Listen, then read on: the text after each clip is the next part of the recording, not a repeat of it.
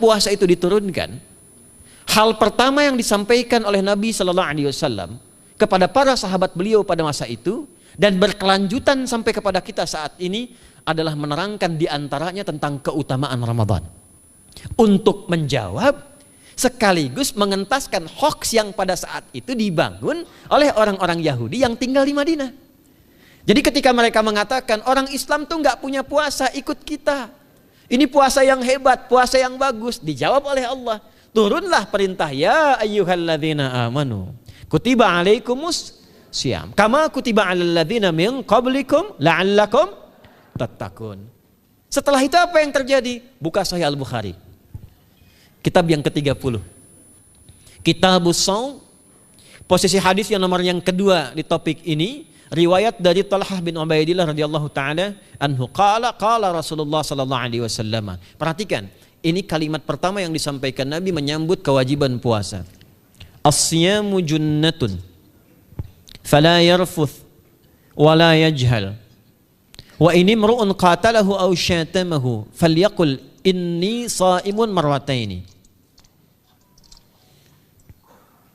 la khulufu famis sha'imi atyabu 'indallahi yaumal qiyamati min rihil miski yatruku ta'amahu wa syarabahu wa syahwatahu min ajli. Ini poinnya. As-siyamu li wa ana ajzi bihi wal hasanatu bi asyri amthaliha. Kata Nabi, puasa kita ini yang kita tunaikan spesial, beda dengan yang lainnya. Jadi ketika Yahudi mengatakan puasa kami ini puasa yang hebat, yang bagus, yang diikuti oleh umatnya Muhammad sallallahu alaihi wasallam. Turun ayat, komentar Nabi pertama apa? Puasa kita kepada para sahabat, kepada kita semua, ini puasa yang spesial. As-siyamu. Lihat diksinya.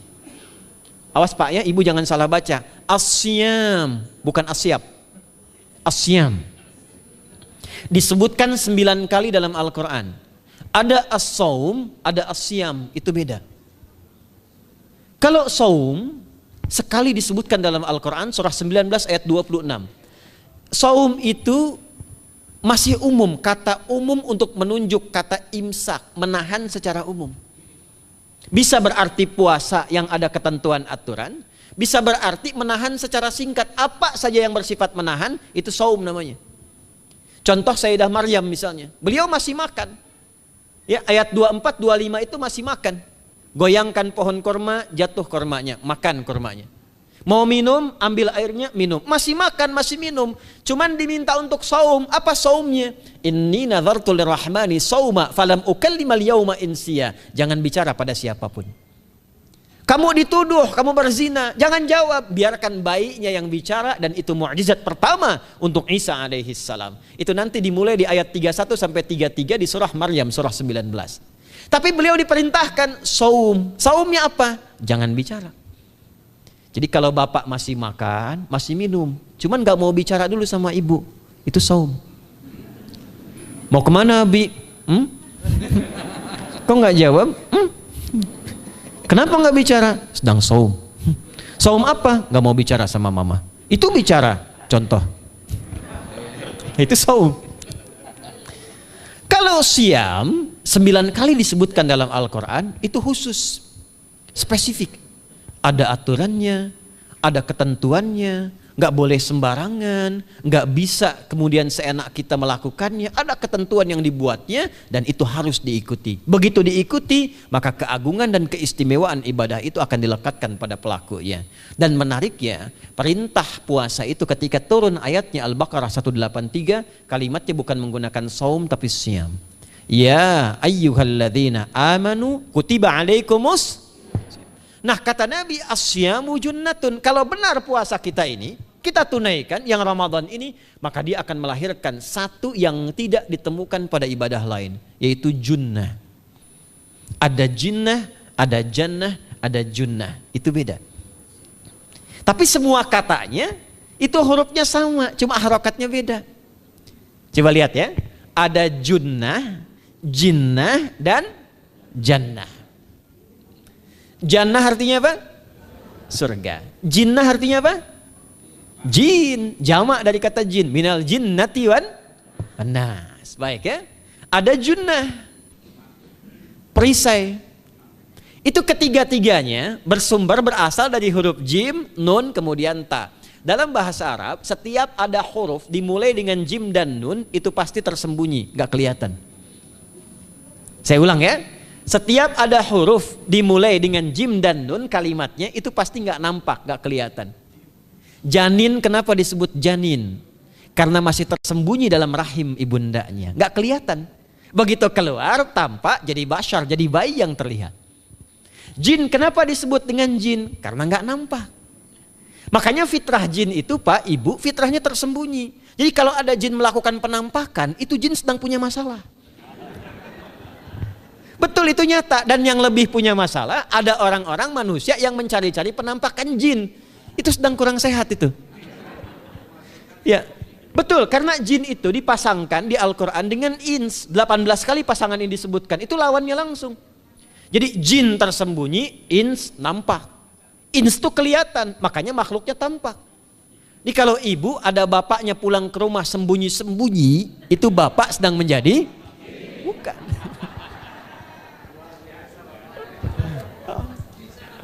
Kalau ibu sembunyi-sembunyi nyari dompet bapak, ibu sedang menjadi? Jin. Itu langsung pasangannya 3 itu. Ins itu seakar dari kata anisa, halus, lembut. Jin kasar, makanya disebut jin. Karena itu jarang ada orang kemasukan jin jadi lembut, tidak ada.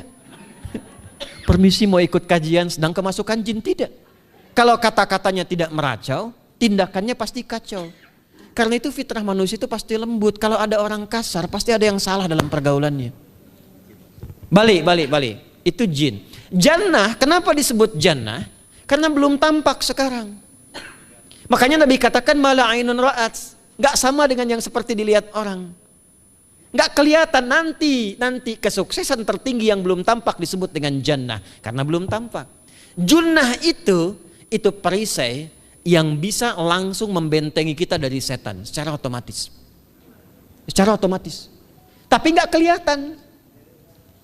Karena itu kenapa ujung puasa disebut la'allakum tatakun itu dari kata takwa. Takwa itu dari kata wikoyah. Wikoyah itu artinya perisai. Nah, perisainya tidak tampak dalam diri kita. Tapi kalau terbiasa menunaikan ibadah puasa ini, kata Nabi, yang pertama kali akan terjadi pada orang yang puasanya benar, dia akan mendapatkan perlindungan berupa perisai dari Allah, hasil dari latihan puasanya yang dapat membentengi dia dari setan. Jadi ciri khas puasa Ramadan itu kalau sukses ditunaikan, itu akan terjauh dari godaan setan. Setan itu provokator yang memang hanya mengarahkan pada keburukan. Jadi dia nggak kenal benar. Lawannya malaikat. Malaikat nggak kenal salah, Pak.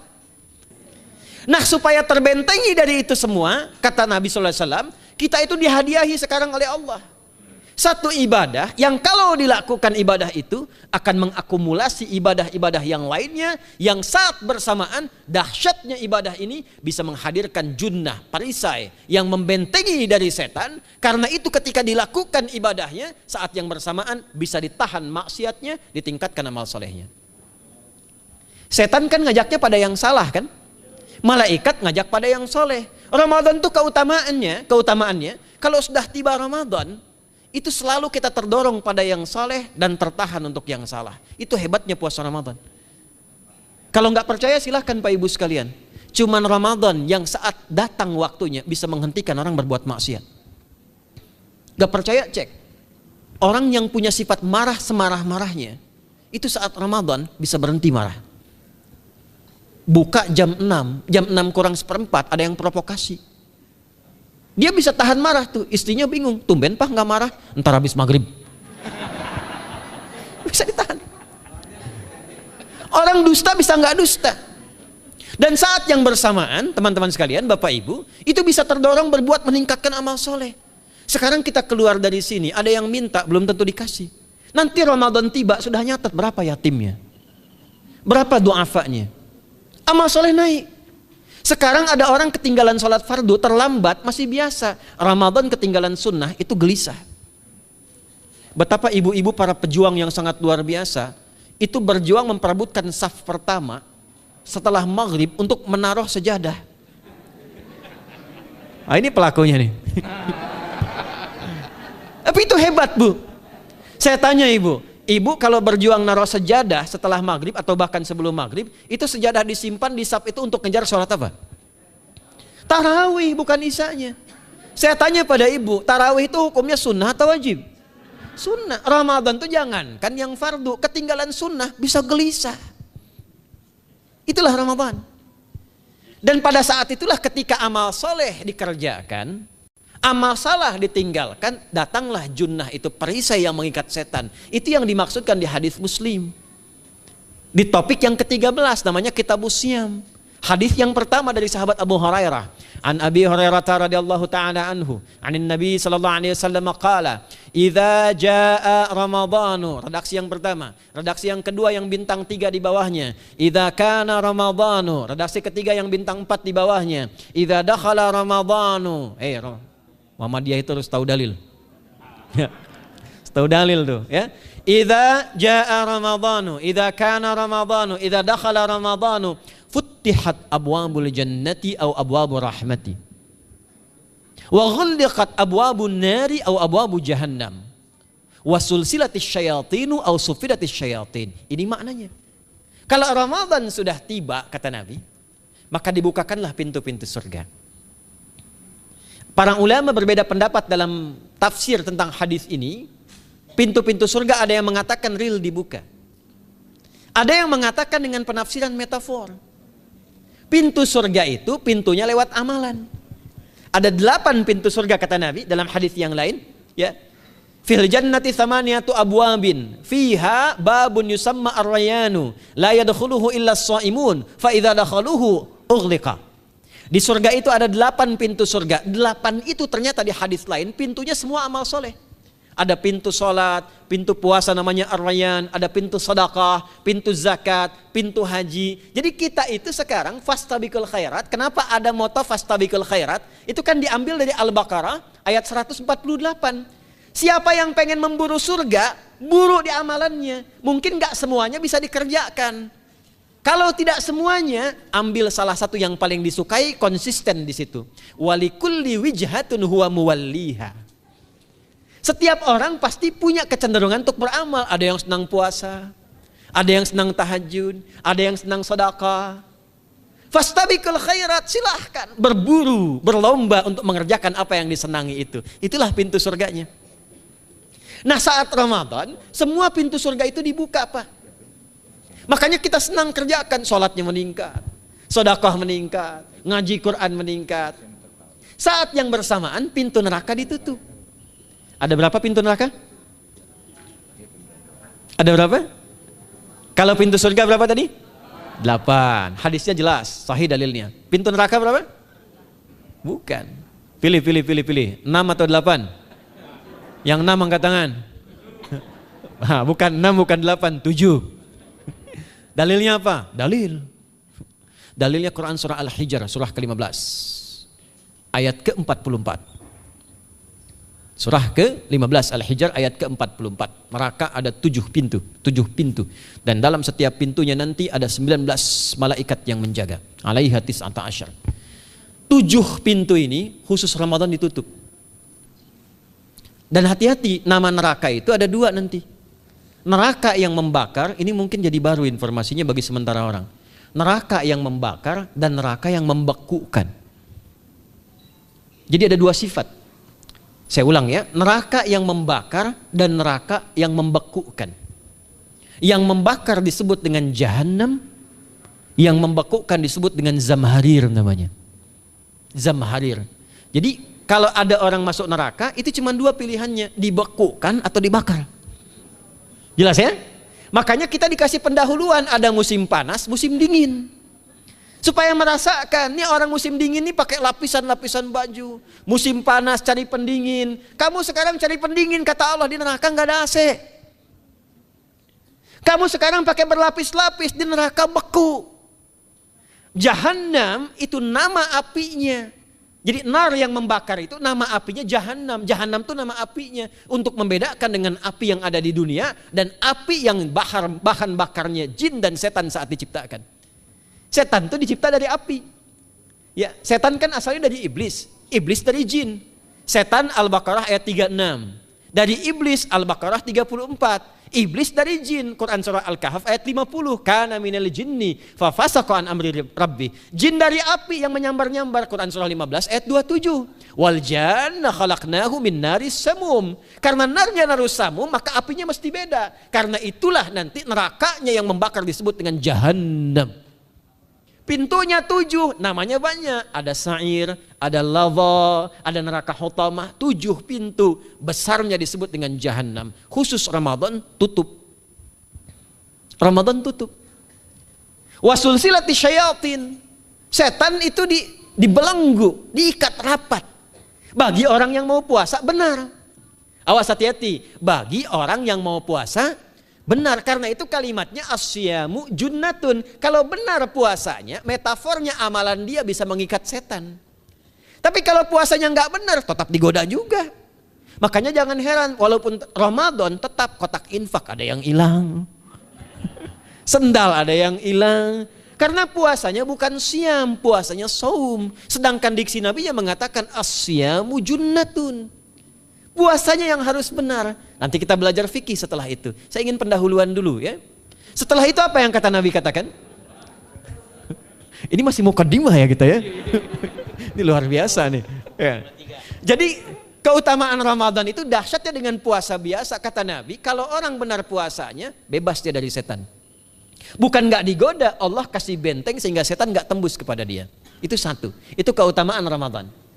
2, teruskan dulu langsung ke ujung hadisnya saja ya. Kalau yang tadi nanti latihannya fala yarfus fala yajal, itu latihan. Yang kedua, Allah langsung yang mengatakan dalam hadis qudsinya, asyamu li wa ana ajzi bihi. Khusus Ramadan, kalau ditunaikan dengan benar, maka semua yang puasa itu aku langsung yang memberikan takaran pahalanya. Sekarang kita hitung-hitungan dikit ya. Bapak Ibu kan senang hitung. Tadi bangun aja kan dihitung kan. Ya, dapatnya sekian, berkurangnya sekian, ya usahanya sekian. Sekarang kita ngitung pahala nih. Ada rumus hitung pahala dalam Al-Quran. Ya, saya tanya sebentar. Kalau satu kita kerjakan ibadah, pahalanya berapa? 10. Dalil. Apa dalilnya? Quran surah ke-6 ayat 160. Man jaa baik bil hasanati falahu asyru amthaliha. Siapa yang melakukan satu perbuatan hasanah. Hasanah itu perbuatan baik yang bernilai pahala. Itu hasanah namanya. Pahalanya disebut ajrun namanya. Lahum ajrun ghairu mamnun. Jadi perbuatan baik yang bernilai pahala disebut apa? Hasanah. Ya, eksekusinya, implementasinya disebut amal soleh. Pahalanya, hitungannya disebut ajrun namanya. Jamaknya disebut dengan ujur. Di setiap poinnya disebut dengan ajrun namanya. Nah, orang yang mengerjakan perbuatan baik berpotensi punya nilai pahala, itu setiap perbuatan baiknya 10 kebaikan. Contoh kita sholat nih, sehari berapa waktu? 5. Berapa rakaat? 17. Al-Fatihahnya 18 atau 19 kali? 17 kali ya. Kalau 18 kali berarti subuhnya 3 rakaat. Nah, itu kan kalau kita buka hadis Muslim nomor hadis 162, saat Nabi dalam peristiwa setelah Isra itu ke Masjidil Aqsa, kemudian araja bina Jibril alaihissalam, Mi'raj naik ke Sidratul Muntaha. Sidratul Muntahanya ada di surah An-Najm dari ayat 1 sampai 18-nya. Itu ketika menerima perintah salat pertama kali kan bukan 5, tapi 50. Turun kan Nabi kemudian ke langit ke-7, ketemu Nabi Ibrahim sedang senderan di Baitul Ma'mur, punggungnya senderan. Itu ada kisahnya di hadis Muslim nomor hadis 162. Kemudian turun lagi ke Nabi Musa. Nabi Musa itu kan tipikalnya senang, yang pertama agak temperamen, yang kedua itu senang mengomunikasikan sesuatu. Makanya ketika dengan Khidir alaihi salam itu senang, ya, kritisnya itu muncul kepada Nabi Muhammad ketika turun dari Sidratul Muntaha ke langit yang ke-6 itu ketemu Nabi Musa, ditanya, Muhammad SAW dapat apa tadi? Sholat. Berapa waktu? 50. Kamu tahu nggak? Umat saya itu kekar-kekar besar-besar. Segitu aja nggak kuat, apalagi umat kamu yang kayak kita sekarang nih. Minta lagi diskon sama Allah katanya. Naik tuh, minta lagi. Singkatnya 9 kali naik, setiap naik dikurangi 5. 9 kali 5 berapa? 45. 50 kurangi 45 berapa? 5. Turunlah 5. Sampai 5 pun Nabi Musa masih komennya begini, minta lagi aja diskon. Kata Nabi, saya kurang enak lah, malu saya. Sudah diberikan yang paling pokok 5. Dan itu pun belum selesai. Dengan senyumnya kemudian, lihat ini indahnya. Setiap 5 itu Allah menetapkan, setiap satunya punya 10 nilai. Jadi kalau kita kerjakan 5 waktu dikali 10 berapa? 50. Itulah dahsyatnya umat Nabi Muhammad karena keutamaan nabinya. Walaupun 5, nilainya tetap setara dengan yang umat Nabi Musa 50 kali. Karena itu keutamaan Nabi Muhammad itu sangat luar biasa. Sampai nanti dipuji Allah oleh begitu tinggi. Sifatnya, rasanya di ujung surah At-Taubah itu. Akhlaknya di surah Al-Qalam itu. Dan karena kemuliaan ini kita dapat barakahnya. Percikan keberkahannya. Apa itu? Ketika Ramadan yang puasa-puasa lain standar. Puasanya umat Muhammad SAW, setiap puasanya itu pahalanya dilipat gandakan tak terbatas. Allah langsung menilai keikhlasan pada hambanya. Paling minimal kalikan 10 kali lipat lagi dari hari biasa. Wal hasanatu bi asyri amthaliha. Jadi kalau sekarang baca Quran sekarang ini, satu hurufnya berapa? Tahu dari mana? Ya, di At-Tirmidzi nomor hadis 2910. Man qara'a harfan min kitabillahi falahu asyru hasanat. Setiap ada orang baca satu kitabullah dengan syarat dia mukmin, muslim, baca satu huruf dari kitabullah, dapat 10 kebaikan. Satu hurufnya 10, Bu, Pak. Walam aqul alif lam mim harfun, saya tidak katakan kata Nabi alif lam mim satu huruf. Walakin alifun harfun, lamun harfun, mimun harfun, walikulli harfin asyru hasanat. Tapi alifnya satu huruf, lamnya satu huruf, mimnya satu huruf, setiap hurufnya 10 kebaikan. Saya kalau ada papan tulis, saya turunkan ini pakai syarah ilmu arud. Itu dahsyat lagi. Arud itu menuliskan apa yang dikatakan, bukan menuliskan simbol yang ditunjukkan. Jadi kalau kita bilang alif, tulis alif. Dan alif itu kan ada 3 huruf, hamzah, lam, fa. Hamzah berapa huruf? Tulis lagi hamzah. Itu baca Quran kalau ikhlas, pahalanya berlipat. Paling standar satu hurufnya 10. Dan hampir nggak ada orang baca Quran cuman satu huruf. Nun. Udah dulu 10 lumayan. Nggak ada. Pasti banyak itu. Dan Ramadan lebih meningkat lagi.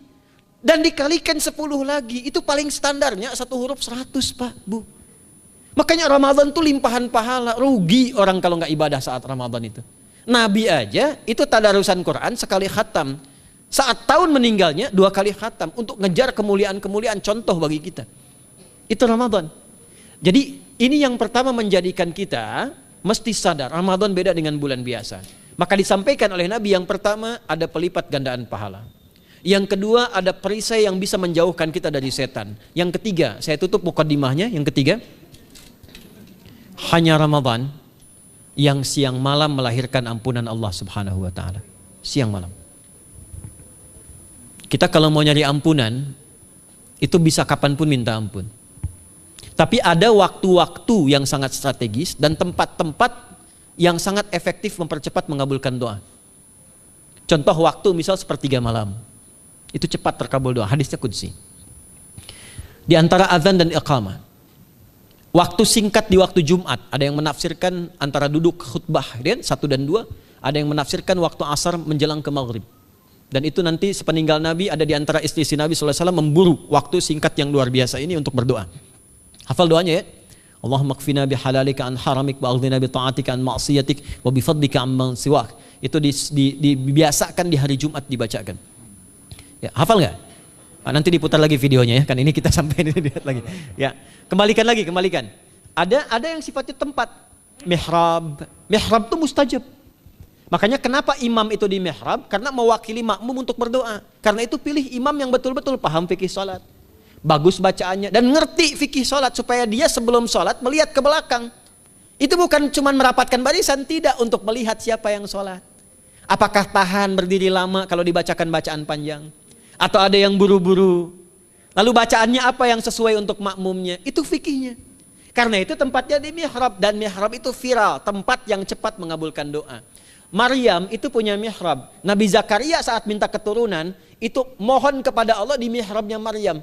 Ali Imran ayat 38-39. Hunalika da'a Zakaria rabbah, qala rabbi habli min ladunka dzurriyyatan thayyibah, innaka sami'ud du'a. Fanadatul malaikatu wa huwa qa'imun yusalli fil mihrab. Cepat terkabul doa. Masjid cepat terkabul doa. Tapi Ramadan itu menggabungkan semuanya. Enggak usah tunggu sepertiga malam. Siangnya diampuni, malamnya diampuni. Apa dalilnya? Untuk malam lekat dengan ibadah qiyam namanya. Man qama ramadhana imanan wahtisaban ghufira lahu ma taqaddama min. Siapa yang mampu menghidupkan Ramadan di malam harinya. Dan jangan salah Bapak Ibu sekalian, awas jangan salah ya. Ramadan itu satu paket ibadahnya. Bukan cuma puasa. Ramadan satu paket, ada paket siang, ada paket malam. Dan gak ada paket hemat. Full. Ada siang, ada malam. Dan itu semua sama, cuma beda satu huruf. Hadisnya sama, ibadahnya juga diksinya sama, cuma beda sehuruf. Malamnya qiyam, siangnya siam. Awas ya, malamnya apa? Qiyam, siangnya apa? Siam. Cuma beda satu huruf. Dan itu satu paket. Jadi kalau Anda tertinggal, jangan Anda lah, jangan kita. Kalau ada orang yang tidak mengerjakan semalam, misalnya qiyamnya, cuman siamnya, sah puasanya, benar sesuai rukun, sah. Cuman tidak sempurna keutamaan Ramadannya. Karena itu Allah mengatakan kalau sedang puasa, sempurnakan dengan ibadah malamnya. Itu ada di Al-Baqarah ayat 187. Tsumma atimmus siyama ilal lail. Muqaddimatul lail, maghribnya untuk puasa, lail atasnya untuk qiyam. Orang yang mampu menghidupkan ibadah malam, jangan salah ya, nanti kita mulai puasa, insya Allah yang pertama dimulai ibadah malam, qiyam, bukan siam. Jadi jangan terlampau soleh, puasanya nanti nunggu fajar. Malam itu qiyam. Nah qiyam ini ada potensi ampunan dosa Pak Bu. Jadi kalau kita manfaatkan ibadah ini dengan benar, misal ya, kita kan nggak tahu ajal nih. Tiba kemudian kita manfaatkan qiyam bangun, ditunaikan dengan benar, itu Masya Allah. Meninggal misal dalam sujud, itu jaminannya, ghufira lahu ma taqaddama min dzambi. Siapa yang benar ibadah qiyamnya, sampai detik itu, ditunaikan karena imannya, ikhlas karena Allah, saat bersamaan dia introspeksi diri, begitu dia tunaikan, misal dia meninggal, misal saja, semua dosa-dosa yang pernah dia tunaikan diampuni pada saat itu. Ma itu tanpa batas. Ma taqaddama min dzambi, ma semua yang pernah dia kerjakan dalam hidupnya. Karena itu viral. Sayyidah Aisyah itu pernah minta petunjuk pada Nabi di hadis Muslim. Bertanya pada Rasulullah, ya Rasulullah, kalau malamnya saya pengen ibadah dan qadar Allah bertepatan dengan malam Al-Qadar, apa yang saya minta? Itu sampai diajarkan oleh Nabi doanya, dan doanya sahih. Di At-Tirmidzi dikuatkan lagi dengan lebih lengkap redaksinya. Kata Nabi, kalau engkau bersamaan dengan itu malam hari bangun, bersamaan, faquli, katakanlah, Allahumma innaka afuwun karim tuhibbul afwa fa'fu anni. Nanti di hadis yang Muslim, Allahumma innaka afuwun, di At-Tirmidzi ada kata karimnya, innaka afuwun karim tuhibbul afwa fa'fu anni. Itu malam Bu. Biasanya nunggu sepertiga malam, waktu sahar. Ya, jadi waktu sahar itu waktu singkat menjelang fajar. Kalau subuh sekarang 4:08, itu kira-kira sahar tuh jam setengah 4 lah, ya, 3:30 sampai jam 4 itu namanya sahar, bukan lail. Kalau lail dari ba'da isya sampai sahar. Sekarang isya setengah 8 misalnya, jam 8 tuh sampai setengah 4 namanya lail. Jelas ya? Lail tuh malam, jamaknya layali. Turunannya lela, lili, lala itu malam. Ya, ibu leli, ibu malam-malam gitu ya. Gitu. Nah itu waktu menjelang fajar setelah lail sahar, jamaknya ashar. Ashar itu disampaikan di Al-Quran waktu terbaik untuk istighfar. Quran surah 51 ayat 18. Wabil ashari hum yastaghfirun. Yang biasa istighfar berpeluang dapat ridho Allah dan disiapkan surga terbaik melebihi kemewahan dunia. Itu ada di ayat ke-16, 17, 18. Ya, dari ayat 15-nya, 16-nya, 17-nya adalah untuk yang saharnya, 16-nya itu kalimatnya.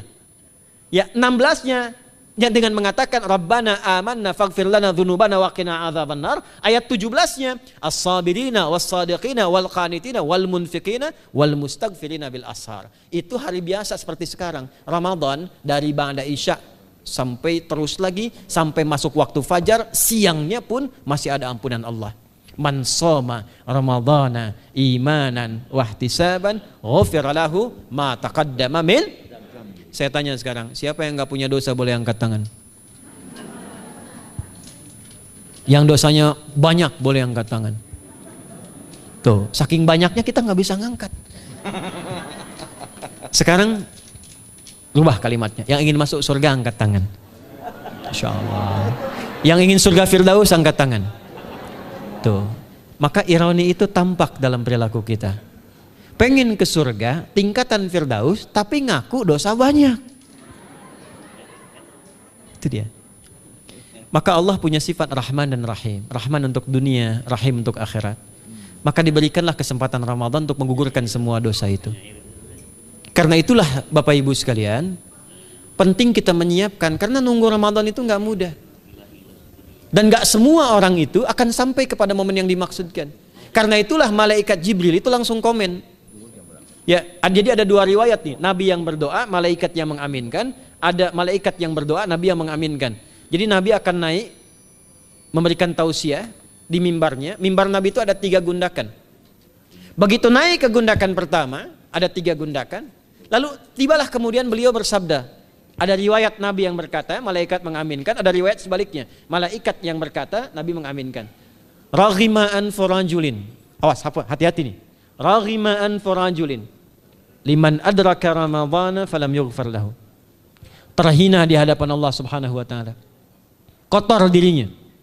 Bu'dan, jauh dari rahmat Allah. Liman adraka ramadhana, siapa yang sudah disampaikan ke bulan Ramadan falam yughfar lahu, tapi tak mampu mendapat ampunan Allah Subhanahu wa taala. Karena itulah saya ingin cepat. Satu, kenapa Ramadan istimewa? Karena ada ampunan Allah yang sangat luar biasa. Kenapa Ramadan istimewa? Karena ada pelipat gandaan pahala. Kenapa Ramadan istimewa? Karena ada peluang untuk menjauhkan dari setan. Dan yang terakhir, Ramadan istimewa karena semua waktu siang dan malam mempercepat terkabulnya doa. Itu yang dijamin di ayat 186 dalam rangkaian ayat Siyam dari ayat 183 sampai 187. Ayat 186-nya khusus untuk mempercepat terkabulnya doa. Wa idza sa'alaka 'ibadi 'anni fa inni qarib ujibu da'watad da'i idza da'an falyastajibu li wal yu'minu bi la'allahum yarshudun. Tafsirnya apa? Hadis Nabi sallallahu alaihi wasallam. Thalathatun la turaddu da'watuhum al-imamul 'adil was-sha'ima hatta yuftir